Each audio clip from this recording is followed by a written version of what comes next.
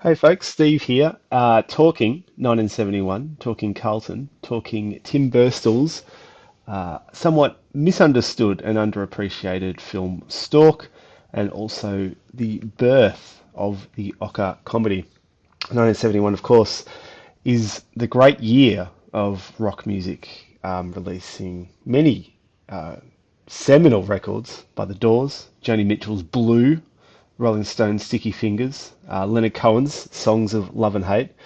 Quite the year, quite the year. And so things were really exploding internationally, in certainly in the UK and America, and also very much in Australia, where really what would now become known as the Ozploitation sort of moment sort of begins in 1971. Many claim with Stork. Okay, so in 1971, I mean, it's discussed often in film courses by film scholars and things like that as a really important year because of two seminal films, Wake in Fright, the Ted Kotcheff film, and Walkabout, the Nicholas Roeg film. The Nicholas Roeg film, in my opinion, is the pick of the bunch. Nicholas Roeg is an ace director from the UK, who made he had a terrific run of films in the 1970s, and Walkabout is just one of them. And those two films are kind of considered as sort of the important films. I mean, both of them played at Cannes. They were both directed by international directors, so there's something about the international Australian movie, how, international filmmakers were coming to Australia and making films, and that was really sort of opening up Australia on a more international stage. And if you look at film courses all around the country, Wake and Fright and Walkabout are often included on the syllabus. But what I would claim, and not just me claiming, is there's actually data to support this, is that Stork is actually the film that we should all be looking at and talking about and celebrating, because in the history of the Australian cinema, as far as box office goes, as far as industry awards goes, as far as what was creating the great buzz for the public, it wasn't Wake and Fright and Walkabout. Those films came, they were critically received. Most people thought they were really interesting films, but they sort of went without too much fuss. Stork, however, was hugely successful. And it also was hugely successful at the 1972 Australian Film Institute Awards, which really launched the career. This film launched the career of three people, or at least three people. So Tim Burstall wins Best Direction, rightly so.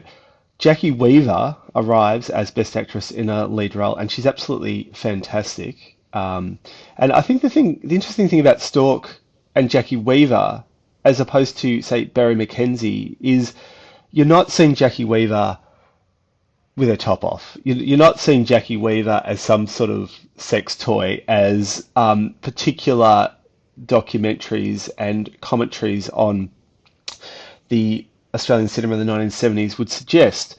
I mean, Jackie Weaver in this film actually has agency, and she actually controls the men in her life. And I think there's something quite more intelligent going on with that role than what you'll actually see in the subsequent films of the sort of exploitation era.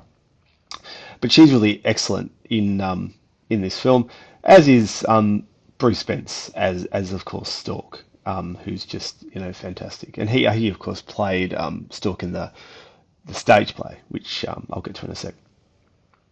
Now, Stork sort of paves the way for what would become known as the 1970s ocker genre. And I just want to sort of talk, or really just question the very idea of ocker and Stork. So, broadly speaking, right, what does ocker mean?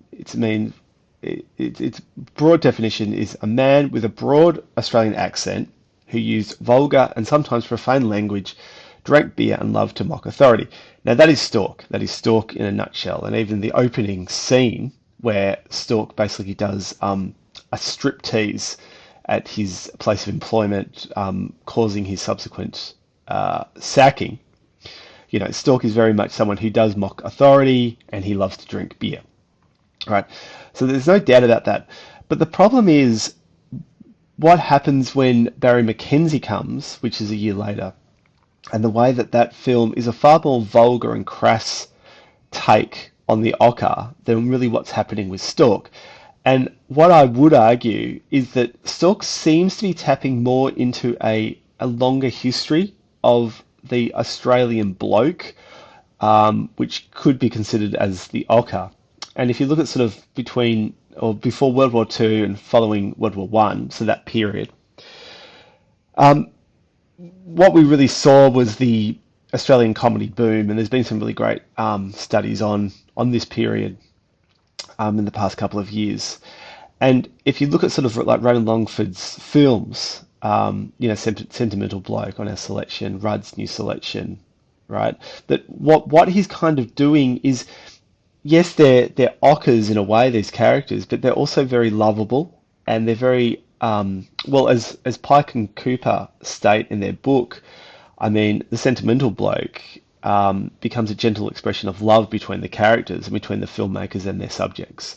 And there is something about that. There is a real kindness and a real love for the characters. And I think that when you look at Stork, you will actually see a director who actually really does like this character of Stork. And there is something very charming about Stork because he is, as Tim Burstall would later say, I mean, he's not an ocker, he's a dag, he's a nerd. He's just someone who he's just a bit of a no-hoper, really. And I think that's what makes him really interesting.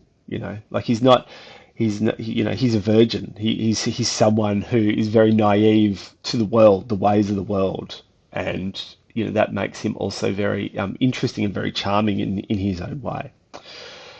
Okay, so I'm not saying that Stork isn't an ocker, and I'm not saying that we shouldn't put that label on him. I'm just saying we should put the label on him with some consideration, because what happens is when Barry Mackenzie comes, every film kind of gets compared to Barry Mackenzie. And Stork is like, okay, so Stork comes out a year before Barry Mackenzie, fine. So therefore, what we've got is the Barry Mackenzie before Barry Mackenzie. And it's sort of like, well, yes, it's true, but it's not really that true, because Barry Mackenzie is doing something very different. Barry Mackenzie, right, Barry Mackenzie begins as a comic strip in a British magazine, which was, created by Barry Humphries. And so the very idea of Barry Mackenzie is that he was always an international Australian. He was always someone who was internationally provoking other countries, and most prominently, the Poms, the bloody Poms, as the film continues to say. And in her article, Anne Pender discusses how Mackenzie has become a controversial symbol of a new nationalism in Australia. I mean, Gough Whitlam was actually in a Barry Mackenzie film, not the original Barry Mackenzie film, a subsequent Barry Mackenzie film. But I think that's really interesting how Gough Whitlam would want to associate himself with, as someone who's sort of standing on the international stage like Barry Mackenzie does. Now, the difference with Barry Mackenzie and what he's doing and his mockery of the Poms and authority and that international thing that he's doing, right? It's very different to what's happening with Stork.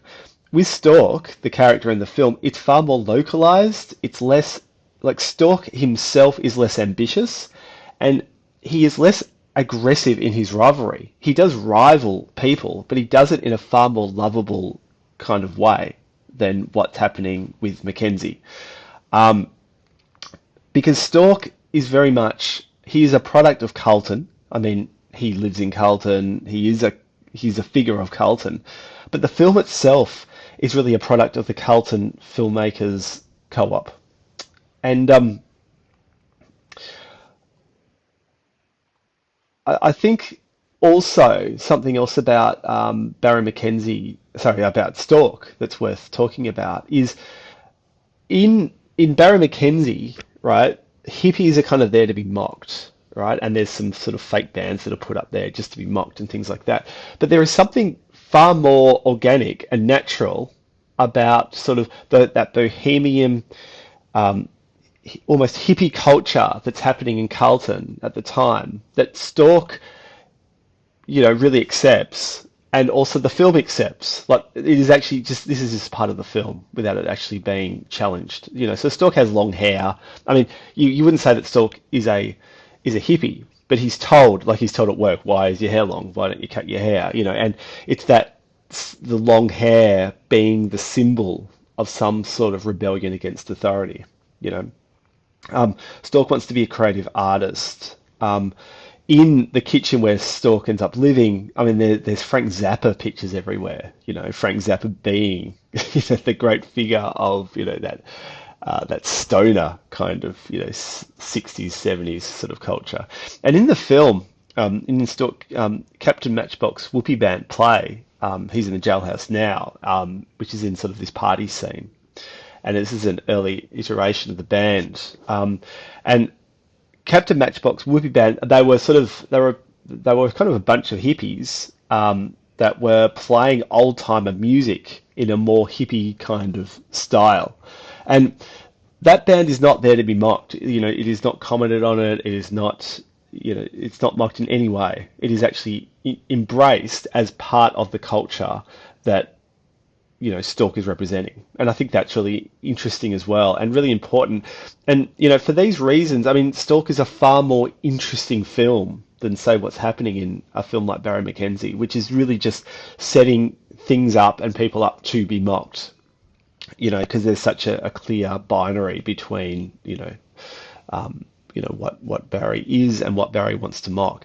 Where in Stork, I actually just think it is there is a world, there is this underground sort of world that the film really likes because, I think Tim Burstall, the director, he was very much part of this art world. I mean, Tim Burstall, before he makes Stork, spends a good part of the 60s making these really intellectual films about Australian artists. And, these films were received really favourably all over the world, and he was actually winning awards for these films. Now, Stork is part of, and Tim Burstall is part of the Carlton Melbourne co-op, right? And the films that Stork seems most suited to, comparison, it's not Barry Mackenzie, it's actually Anthony Ganane's Sympathy of Summer, 1971, and also Bonjour Bourbon, Nigel Buste in 1971. So all of these films are coming out in 1971, which I think is really significant. Actually, what's actually happening in 1971, but also in Melbourne in 1971. That there is something that is quite unique in Melbourne in 1971, and it is different to what's happening, say, in Sydney with Barry Mackenzie and things like that. And that point is worth thinking about. But, I think what Tim Burstall realised with his film is that, having watched Sympathy of Summer come out and Bonjour Bourbon come out, and they just could not find a public audience, he realised that there probably is a bigger audience there who would probably want to see these films. And, he sought to find them, which I'll talk about in a couple of minutes. Now, Stork is interesting because it begins as not as Stork. It begins as a documentary that Tim Burstall wanted to make on the La Mama Theatre, and the La Mama Theatre was actually created by Tim Burstall's wife, Betty Burstall, and Tim had received a kind of a fellowship, sort of in the 60s, in the mid 60s. Which sort of took them to New York. And Betty Burstall often went to these theatre coffee houses, which she loved, when they were living in Greenwich Village in New York. Well, what else are you going to do in Greenwich Village in New York? Go to coffee houses. And she really liked that, it was this cheap outlet for local writers and actors and things like that. And she sort of thought to herself, well, we really need something like that in Melbourne. So when they came back, she actually created La Mama, and it became this great space for young directors and writers and actors really to come together and to collaborate and to work on things and just try out material. And Tim Burstall was going to make a documentary on the theatre, But then he saw David Williamson's early play of The Coming of Stork, and he was just he was really amazed by the crowd response to what was happening with this character and what he was doing, and he thought there was actually some possibilities to make this into a film. So he convinced David Williamson to write the play into a screenplay for him. David Williamson hadn't written any screenplays at this point, and that's sort of how Stork came about. So he put the La Mama documentary on the side, and he made Stork instead. And when the film came out, he knew if it was just sort of played at, if he made some screenings at La Mama or something like that, you could get like 45 people. He thought there was a bigger market for Stork. And what he did was he actually hired out the Palais Cinema in St Kilda in Melbourne. So he hired it out for this 6-week period, and he played it every night because they had a great 16mm projector there. And what this did is it only played there, and it created a sense of a localized event. And this created a real buzz. And this is the point of the film. And I think it's a point of really interesting marketing to represent actually what's happening on the film. So the film itself is very much about a particular area of Melbourne. It's a particular space. It's about Carlton. It's about a group of people in Carlton. It's about the way that people in Carlton are sort of, getting together in a cultural way. They're going to art exhibitions and parties and things like that. And then you've got the screening. Now the screening's not in Carlton, it's in St Kilda, but it's about also another space that's actually happening, and that people have to come together to the one space to actually watch Stork. And I think it's very much about, when we talk about sort of, popular cinema and popular national cinema, it's often thinking more broader and going more national and more international and things like that. But Stork proves yet again that if you actually have a really neat, concise space, that you're really focusing your story on, right? And you do that in a really interesting and complex way, that creates far more interest for an audience, whether they're from that area or not, than if you're just sort of making it very general and very generalized. And this is where I want to leave this discussion, or this part of the discussion, because I think that Stork is really interesting because it represents actually what's happening in Melbourne at the time. I mean, it's a beautiful snapshot of actually 1971 in Melbourne, but it also represents how Melbourne is doing its own thing. And when we talk about the Australian New Wave, right, I mean, we often talk about it as the Australian New Wave, like it's an Australian thing and it's happening in Australia and it's all the same and it's all very balanced, but it's actually not the case at all. And I would argue that that's just simply not the case.